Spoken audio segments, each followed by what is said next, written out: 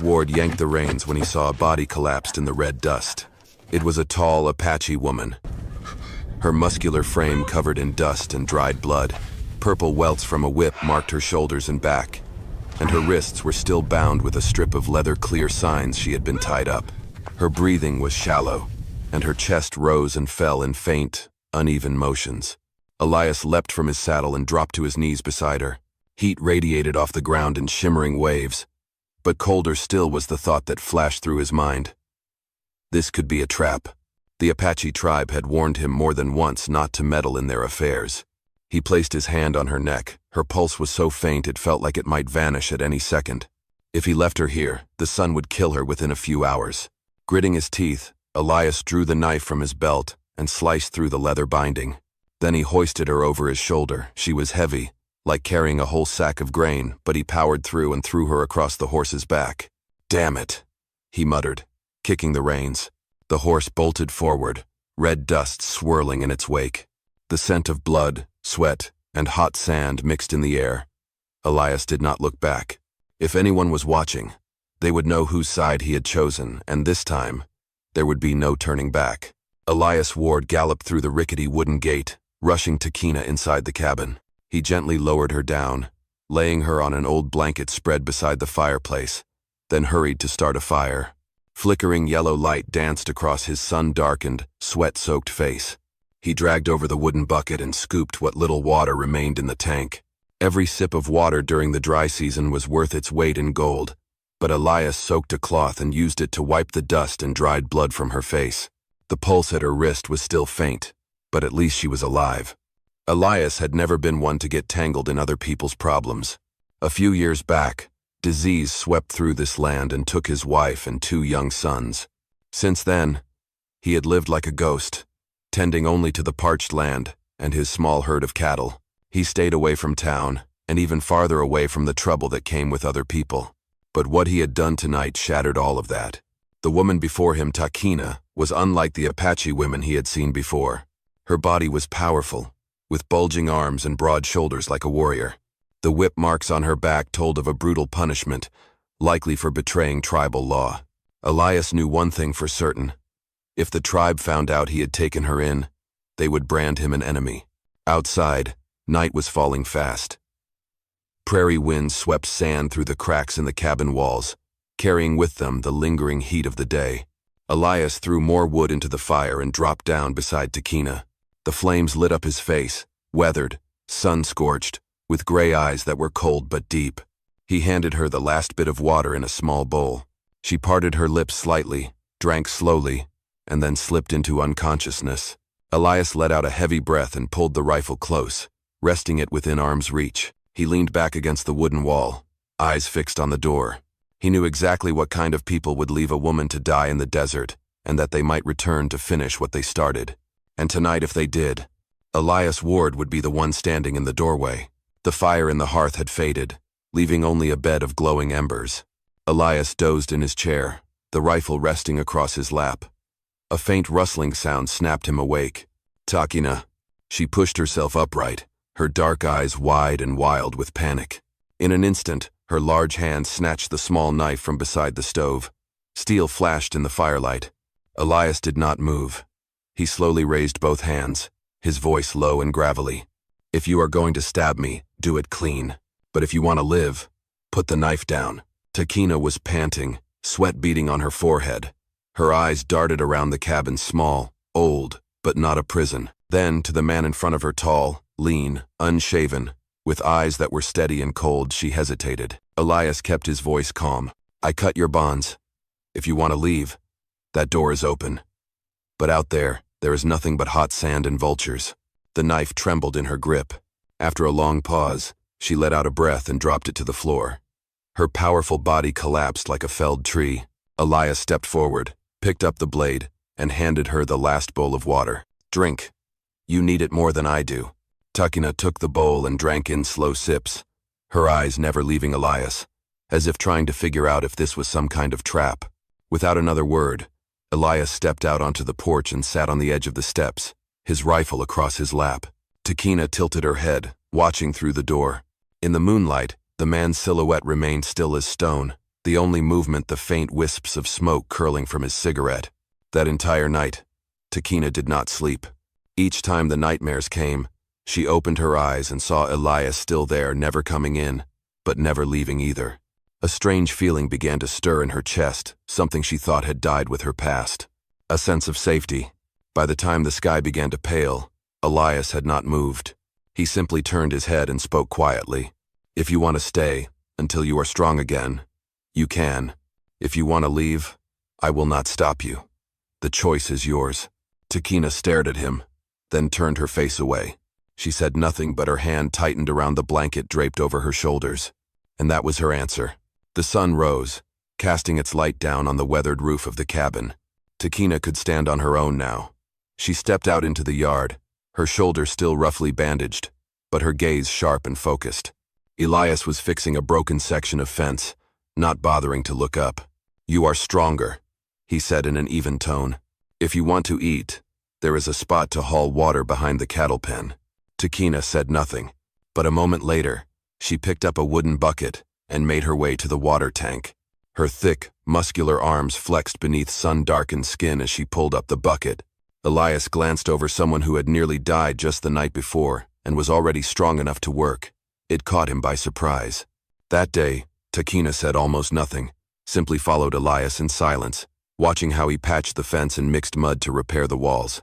As the afternoon faded and Elias finally paused to rest, she suddenly stepped forward, picked up the hammer, and finished driving in the last posts. Elias stood still for a moment, then gave a quiet nod and let her carry on. That evening, for the first time, Takina lit the kitchen fire without being asked. She cooked a simple rabbit stew and set it down in front of Elias without a word. He looked at the bowl, then at her. A silent nod was all the thanks he gave. In the days that followed, the cabin was no longer so quiet. The sound of hammers, shovels, and wood clashing together filled the air.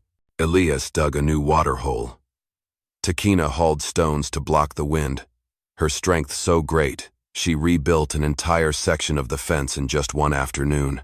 One evening, as the sunlight faded, the two of them sat on the front porch. Elias lit a cigarette, and Takina whittled a small knife. For the first time, she spoke. "Why did you save me?" Elias stared out at the cracked, dry fields. "Because I could not bear to see someone left out there.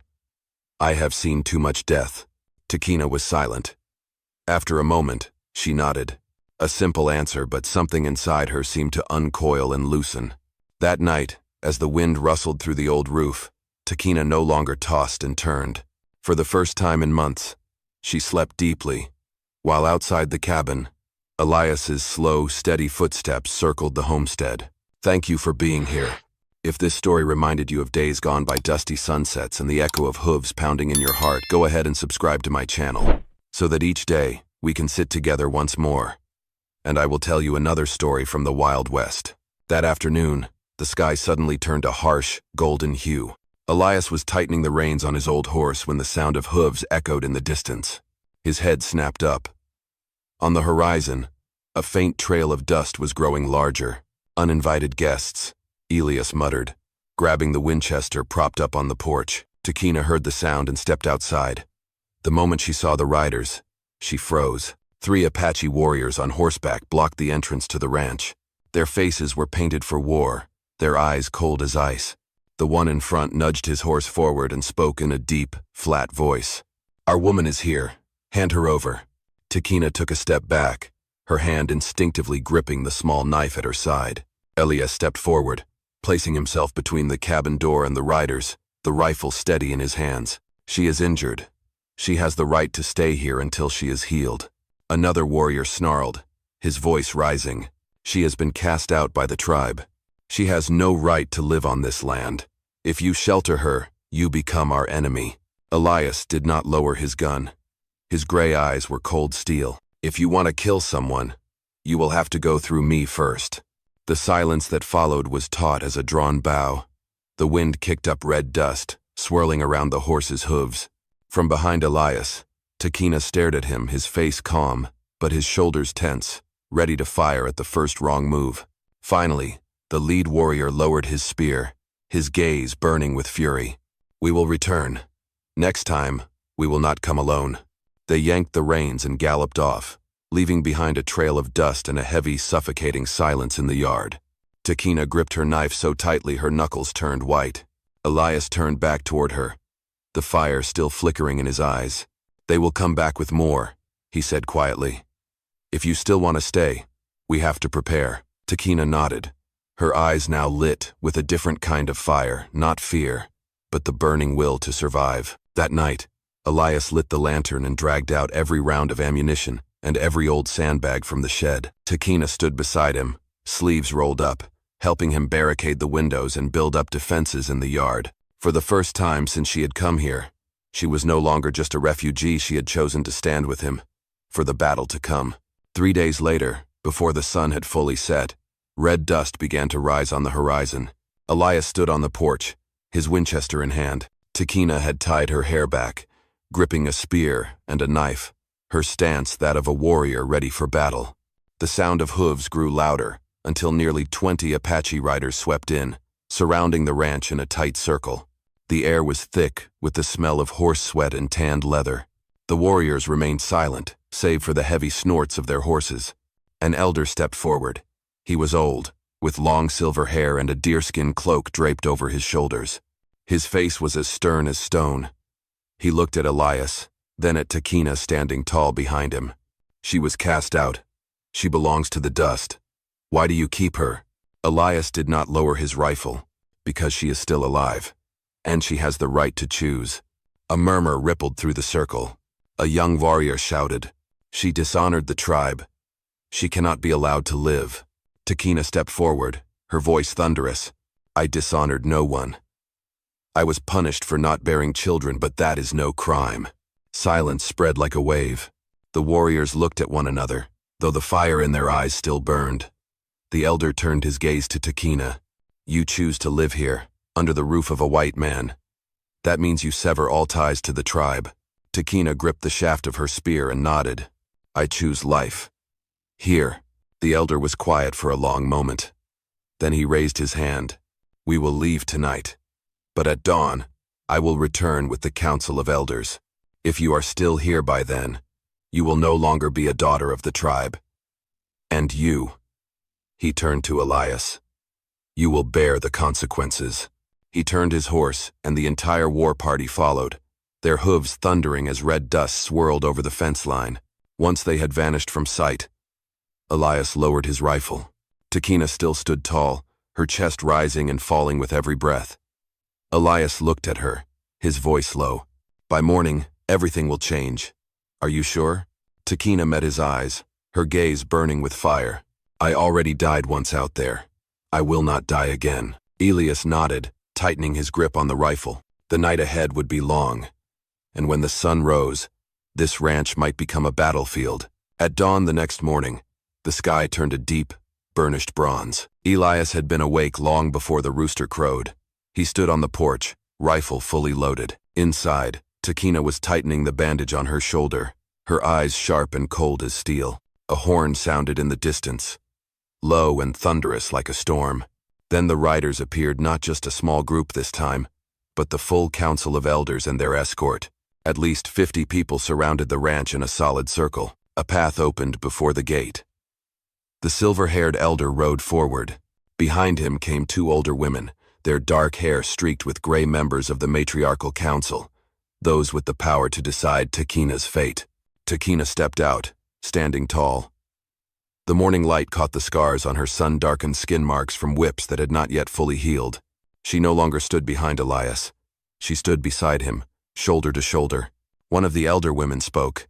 "Takina, daughter of the tribe, today we ask for the last time. Do you choose to return and face judgment, or do you choose the path of permanent exile?" Takina took a deep breath.